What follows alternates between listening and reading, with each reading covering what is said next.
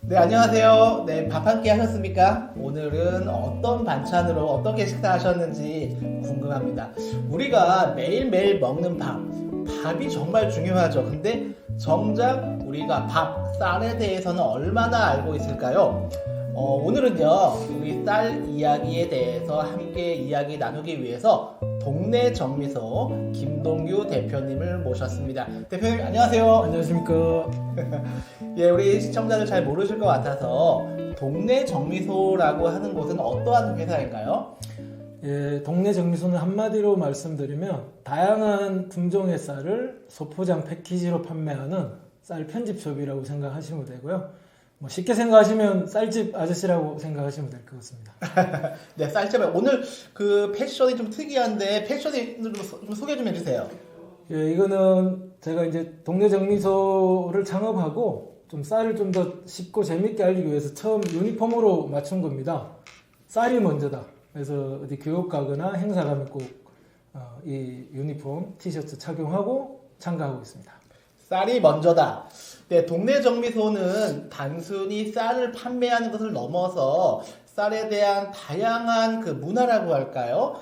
그런 것도 함께 그 소비자들과 만나고 있는 걸로 알고 있는데 간략하게 그런 좀 활동도 간략하게 소개해 주시면 좀 도움이 될 것 같습니다. 네, 그러니까 쌀 소비량이 점점 줄고 있다고 가끔 언론 보도가 나오는데, 그러니까 저는 아침밥을 많이 먹어라, 뭐 우리 쌀이 중요한 거야 이렇게 접근하는 게 아니고 좀 더 재미있고 문화적으로 이제 쌀을 소비하고 즐길 수 있는 걸 제안 드리는 거고요.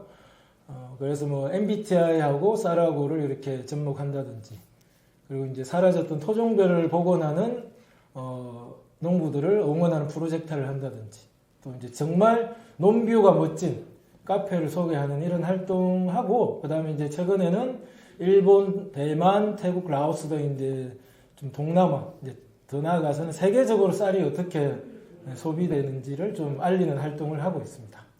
네. 쌀이 먼저다. 동네 정미소 우리 김동규 대표님과 함께 우리 쌀 이야기에 시작하기에 앞서서 방금도 뭐 일본을 비롯해서 외국에 많이 다녀오시고 그쪽 사례에 대해서 공부를 좀 하셨던 걸로 알고 있는데요.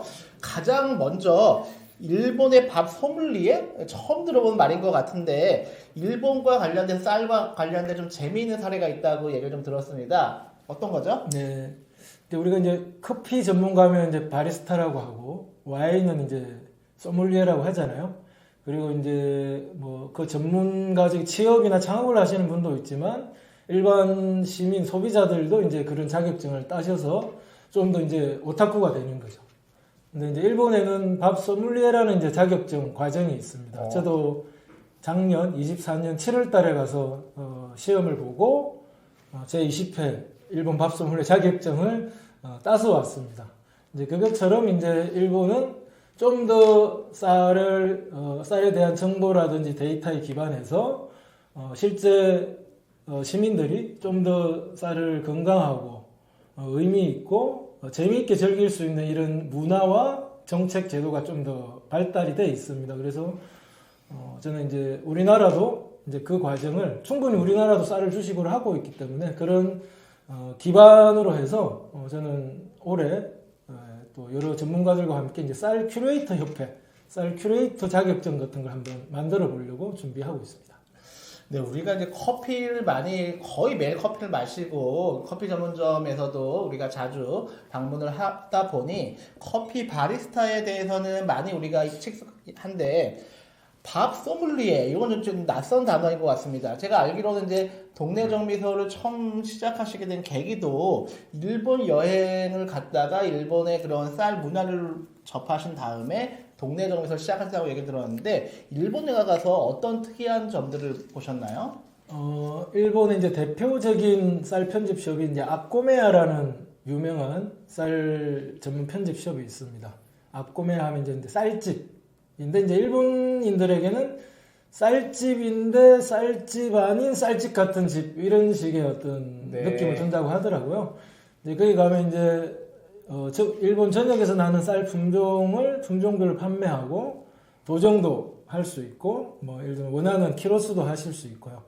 또 이제 거기서 일본 제철 요리에 맞는 밥을 솥밥으로 먹을 수도 있고 요즘은 점점 발달해서 그것이 이제 캠핑, 그다음 뷰티, 건강 이런 것까지 이제 말 그대로 라이프 스타일하고 접목이 된 이런 브랜드로 성장을 하고 있습니다. 저도 이제 거기서 많은 영감을 받았고 물론 우리나라도 이제 부분적으로 그런 쌀에 대한 다양한 상품과 서비스, 디자인, 경험을 제공하는 게 점점 많이 늘어나고 있습니다. 그래서 이제 저희도 이제 그런 좀 더 발달된, 좀 재미있고 성장된 어떤 쌀 문화, 소비 문화로 이제 진입할 수 있는 초입에 있지 않나 생각하고 있습니다.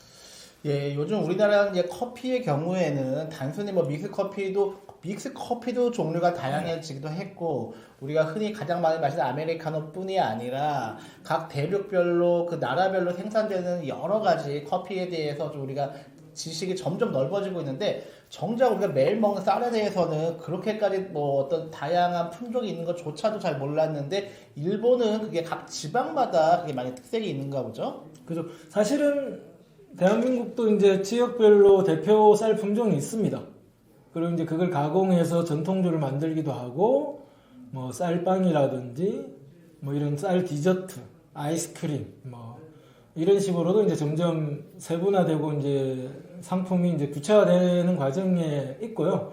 근데 이제 우리도 처음에 생각해 보시면 커피도 그냥 까만 물로 사람들이 인식했다가 까만 물. 예, 그렇죠. 그렇게 인식했다가 그걸 왜 쓴맛이 나는 걸 왜 먹냐고 옛날 어른들은 했죠. 근데 지금은 이제 개인의 이름을 단 커피 전문점도 있고, 그 다음에 이제 이런 스타벅스를 포함한 다양한 커피 전문점도 생기고, 그리고 커피 매니아들은 이제 직접 이제 커피를 볶아서 드시기도 하고, 그리고 뭐 예를 들면 케냐 더블레이다, 뭐 산미가 좋다, 뭐 쓴맛이 난다, 뭐 균형감이 좋다, 뭐 이것은 어떤 품종이다, 이런 식으로 이제 본인만의 취향과 미식을 찾아서 이제 커피를 소비하시잖아요.